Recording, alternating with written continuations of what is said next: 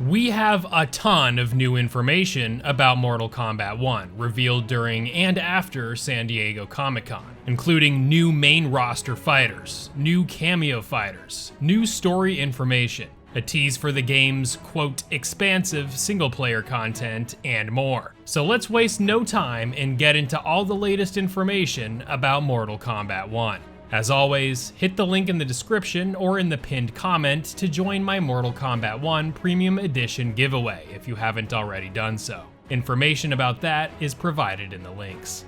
Alright, so let's get into all the fighters introduced to the game recently, because we have a lot of new fighters here. In the new Umgadi story trailer, we got the confirmation that new to the main roster of fighters are Li Mei, Tanya, and Baraka.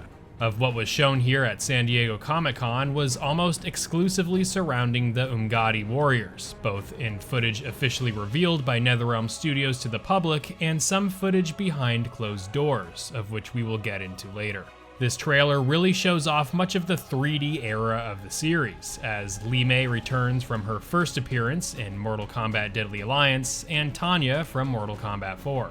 These Umgadi warriors in the trailer inhabit this new timeline's version of Edenia, with Mileena appearing to be the princess of this realm. It appears that Tanya and Li Mei are at odds in this new timeline, since it is inferred that some prior events occurred in this new timeline that the Li Mei-led Umgadi warriors failed to protect the princess's father, which in turn led to some friction with her former allies. This leads to the Tarkat disease revealed in this new timeline, and how it relates to both the legendary Tarkatan warrior Baraka and the princess Mileena. So, it appears the Tarkatan features we've associated with Baraka and his warriors in previous games, being their monstrous sharp teeth and blade-like appendages protruding from their forearms, are derived from a disease called the Tarkat. This Tarkat disease is responsible for transforming these once human characters into what we know of them as Tarkatans. During the presentation at San Diego Comic-Con, series creator and director of Mortal Kombat 1, Ed Boon, explained that Baraka no longer looks human due to being inflicted with the Tarkat, and that he has endured the infection of the Tarkat longer than Mileena has, as we can see Mileena in this Umgadi trailer retaining her human face, a characteristic that contrasts her first appearance revealed in the Mortal Kombat 1 debut trailer, where we see Mileena sporting her Tarkatan mouth and the sharp teeth. It is clear that this Tarkat disease progresses quite quickly, and that we will ultimately see her facial transformation occur later in the story. And as Mileena and Kitana try to hide that infliction, there is likely to be incredible drama to ensue further into the game's story mode. And this is exactly what we should expect, as according to the story and voiceover director from NetherRealm Studios, Dominic Cianciolo, at the San Diego Comic-Con panel, the story starts off a little slower, but then quickly picks up the pace further into the mode. We'll touch up on the single-player modes in just a bit, but we have even more characters to get into. As I mentioned earlier, this Umgadi trailer has a lot in common with the 3D era of Mortal Kombat, as it appears that Chameleon from Mortal Kombat Armageddon, although technically debuting as a palette swap in Mortal Kombat Trilogy on the N64, is a cameo fighter here in Mortal Kombat 1. Fans are speculating that these figures on screen may indeed be Chameleon, as this fighter possesses powers to turn invisible, and in Mortal Kombat Trilogy, has access to each weapon of the original trilogy's female ninjas. Whether or not these figures on screen are Chameleon, the San Diego Comic-Con panel confirmed that Chameleon is indeed a cameo fighter, alongside Darius from Mortal Kombat Deception being a cameo fighter as well. I love Mortal Kombat Deception, being my favorite 3D era Mortal Kombat game, so seeing a relatively obscure character like Darius definitely gets me more hyped for this. And in case you thought that was all the fighters we were going to see here, well, we've got even more. We have confirmation from NetherRealm Studios that the combat pack for the game will include 6 main fighters and 4 cameo fighters. The 6 playable fighters include Omni-Man, Ermac, Peacemaker, yeah, the one featuring the likes of John Cena, Quan Chi, Takeda, and Homelander. So that leak that happened back in May when Mortal Kombat 1 was officially announced ended up being true. And for the cameo fighters, NetherRealm Studios confirmed at the San Diego Comic-Con panel that Farah, Johnny Cage, Mavado, and Tremor will be included. So that's 10 fighters right there, with 6 of them playable.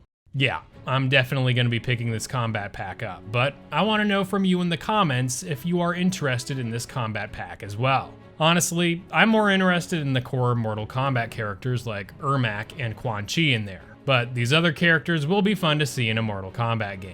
Before we finish talking about all the new fighters revealed, it is worth mentioning that the Mortal Kombat kids introduced in Mortal Kombat X, like Cassie Cage, Kung Jin, and Jackie Briggs, will not be in Mortal Kombat 1, at least not in the game's story. Although Takeda is part of the combat pack, Ed Boon did mention that the team hasn't ruled out the potential for more of these combat kids to resurface in future DLC or a future game. Also, during the Mortal Kombat 1 panel of San Diego Comic-Con, there was an extended look at the Umgadi story footage where Motaro and Reiko appeared to play a role in the game's story. See for yourself in the super low-res screenshots here, but it appears that these two fan-favorite characters are back, with Motaro even resembling his classic Centaur look when he first appeared in Mortal Kombat 3. It is said that during the story clip, it was setting up a fight with Reiko, which has led many to wonder whether Reiko will be a playable character. With Reiko and Motaro introduced in this extended look into the game's story mode chapter centered around the Umgadi warriors, we could potentially see Reiko and Motaro as playable characters. At the very least, they are confirmed to have a presence in the game's story mode. There's also one mysterious figure in an additional story clip shown during the panel, focusing on Smoke and Scorpion when a mysterious winged entity is about to fly into the frame. Many fans are pondering whether this winged creature could end up being Nitara or Devora, but only time will tell what this character actually is. I'm hoping for Nitara personally. We also heard that Shao Kahn was mentioned in some of the story footage as General Shao.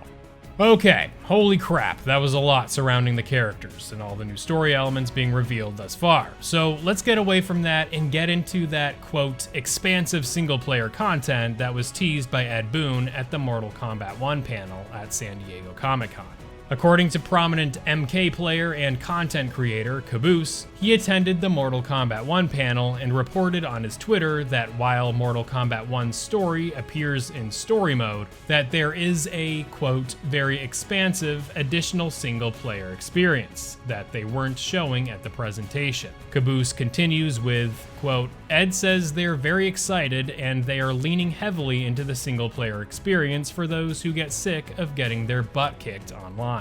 What this expansive single-player content is really anyone's guess. While we don't exactly know what the single-player content is outside of the cinematic story mode, the fact that Ed is saying that there is a, quote, very expansive additional single-player experience makes me really hopeful that Mortal Kombat 1 is going beyond just the story mode and the single-player towers, and is perhaps reintroducing something similar to the conquest modes we got during the 3D era of Mortal Kombat games. Like perhaps something similar to Mortal Kombat Deceptions or Mortal Kombat Armageddon's Conquest modes. Seeing as Street Fighter VI has been universally acclaimed due to its plethora of modes, including its robust single-player offerings in the World Tour mode, a potential return to a single-player experience like this would be really fun to experience, and something that Mortal Kombat 1 would definitely benefit from having. Let me know your thoughts in the comments about whether you'd like to see some more single-player content and what you think we're going to see with this, quote, very expansive single-player experience. As always, make sure to participate in my Mortal Kombat 1 Premium Edition giveaway and watch this video going over the brutal history of the Lin Kuei to get all caught up on its presence in Mortal Kombat 1. Stay tuned for even more updates to the game as we approach August's closed beta, and I will see you real soon in the next one.